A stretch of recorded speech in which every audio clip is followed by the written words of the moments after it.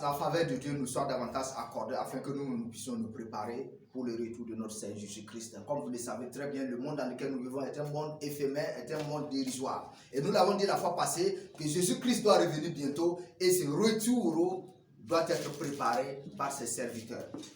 Tel que Jean-Baptiste avait préparé la venue du Messie, aujourd'hui également Dieu a besoin des hommes et des femmes qui vont préparer et qui vont travailler à préparer le chemin pour son retour et à préparer le chemin pour les âmes, pour les élus que lui-même il a appelés et que lui-même il a rachetés par son propre sang.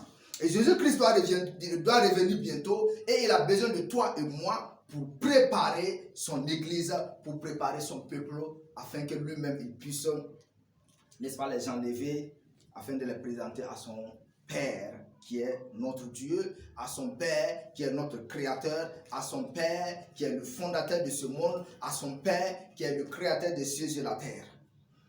Et nous voulons ce matin nous exhorter. Nous voulons ce matin nous exhorter afin que tout et chacun de nous se prépare. Parce que c'est un temps de préparation.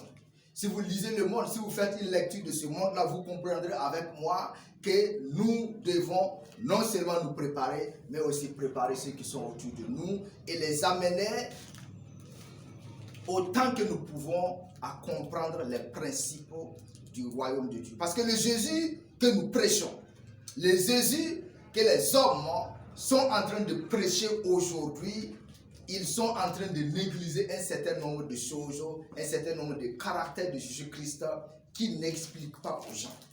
Et c'est quoi?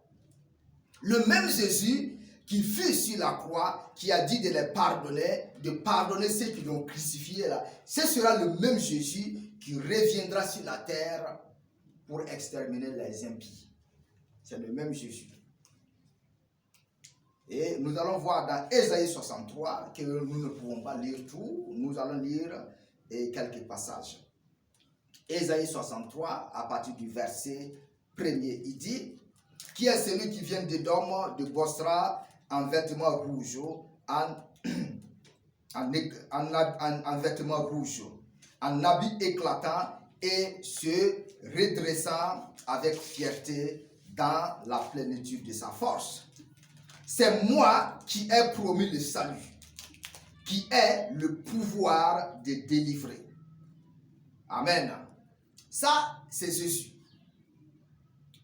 qui a le pouvoir de délivrer et qui a promis le salut.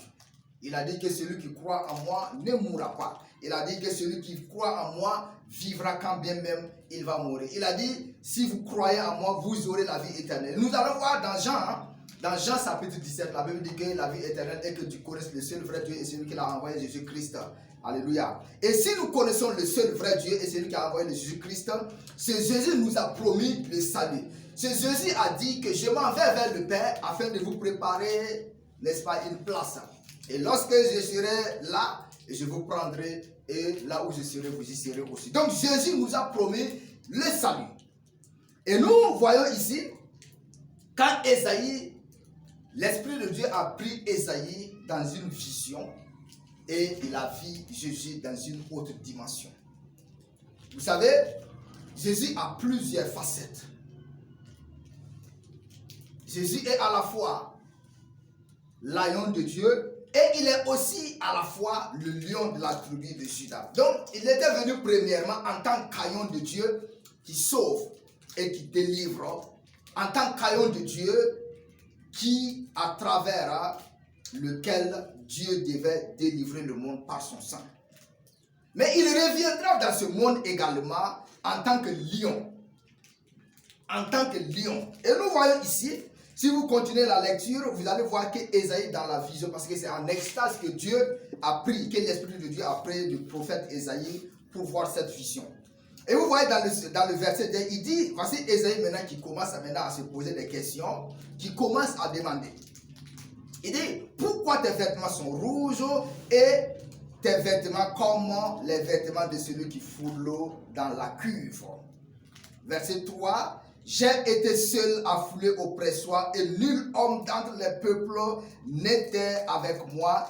Je les ai foulés dans ma colère, je les ai écrasés dans ma fureur, leur sang a jailli sur mes vêtements et j'ai essuyé tous mes vêtements. Car un jour de vengeance était dans mon cœur et l'année de me racheter est venue.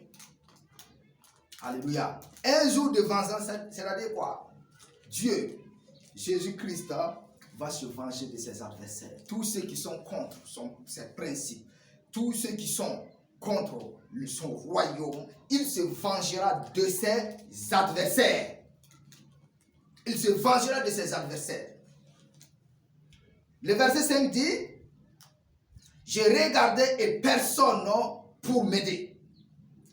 J'étais étonné et personne pour me soutenir. Alors, mon bras m'a été en aide et ma fureur m'a servi d'appui. J'ai foulé les peuples dans ma colère. Jésus qui parle ici, j'ai foulé les peuples dans ma colère. Écoutez bien, j'ai foulé les peuples dans ma colère, je les ai rendus ivres de ma fureur. Et j'ai répandu leur sang sur la terre. Alléluia. Et j'ai répandu leur sang sur la terre. Regardez le même Jésus qui fut sur la croix, qui dit, pardonne-les parce qu'ils ne savent pas ce qu'ils font. C'est ce même Jésus qui est venu avec une épée dans sa fureur pour se venger de ses adversaires. Vous savez, il est très très important aujourd'hui en tant que serviteur de Dieu de changer le message. C'est très très important. Le message que nous prêchons, les messages que les prophètes ont prêchés concernant la venue de Jésus-Christ, concernant sa mort, concernant sa résurrection, concernant son aller au ciel, c'est le message que nous devons non seulement prêcher aujourd'hui, mais sans négliger le message du jugement. Jésus qui, imaginez-vous Jésus, le Fils de Dieu, avec une épée. En train, parce qu'il venait de Bosra. C'est comme si, nous allons prendre un exemple, il est parti à Bosra. Dans le verset premier, il est parti à Édom. Il a vu que les Édomites, Édom, il est parti à Bosra. Il a vu que tous ses habitants s'étaient renversés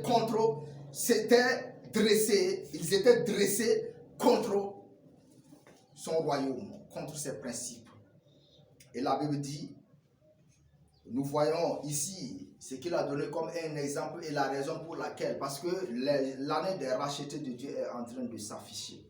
Et Dieu, Jésus-Christ, c'est dont il a racheté. Il ne peut pas les abandonner à la ruse du diable. Il ne peut jamais les abandonner. C'est pourquoi la Bible dit, Dieu dans sa promesse, il avait dit à David que l'ennemi ne le surprendra pas. L'ennemi ne surprendra pas le fils de David. Et aujourd'hui également, ce que nous sommes en train de vivre aujourd'hui, ceux qui sont remplis du Saint-Esprit, qui comprennent et qui marchent dans les principes de Dieu, ils savent qu'aucun ennemi ne peut les surprendre. Aucun ennemi. Nous n'avons pas besoin d'aller voir un charlatan, nous n'avons pas besoin d'aller voir un féticheur afin d'être avertis des dangers qui nous entourent. Nous n'avons pas besoin d'aller voir un charlatan, nous n'avons pas besoin d'aller voir un visionnaire afin de comprendre les manigances de l'ennemi autour de nous. Notre Dieu est fidèle et il continue de respecter son alliance. Et vous savez très bien avec moi que Dieu tient toujours ses promesses. Dieu tient toujours ses promesses. Le verset 6 dit, j'ai foulé les peuples dans ma colère. Les peuples dans ma colère. Ne croyez pas que Jésus n'est pas capable et qu'il ne fera pas ces choses. Il dit, j'ai foulé les peuples dans ma colère. Je les ai rendus ivres de ma fureur et j'ai répandu leur sang. Écoutez-moi très bien. Un jour, le Seigneur m'a montré une grande vision et j'appelle ça une grande vision. Jésus c'est comme s'il m'a fait comprendre ce qu'il fera. Et je voyais qu'il a ordonné, c'est en extase qu'il m'a pris, j'ai vu qu'il a ordonné aux anges d'aller amener son épée. Et je me suis réveillé dans ce monde. Vous savez, je peux comprendre très bien ce message. Je peux comprendre très bien ce message. Que le Saint-Esprit lui-même nous aide afin que nous nous préparions et que nous préparions nos cœurs. Il ne faut pas s'amuser dans le monde. Le monde dans lequel nous vivons n'est pas un monde de jeu. C'est un monde qui a été créé par Dieu et c'est un monde dans lequel nous devons vivre dans la piété afin de chercher la face de Dieu. Que le Dieu Tout-Puissant nous aide, qu'il nous aide à nous préparer et à préparer tous ceux qui sont autour de nous. Même s'ils ne comprennent pas, nous devons prêcher.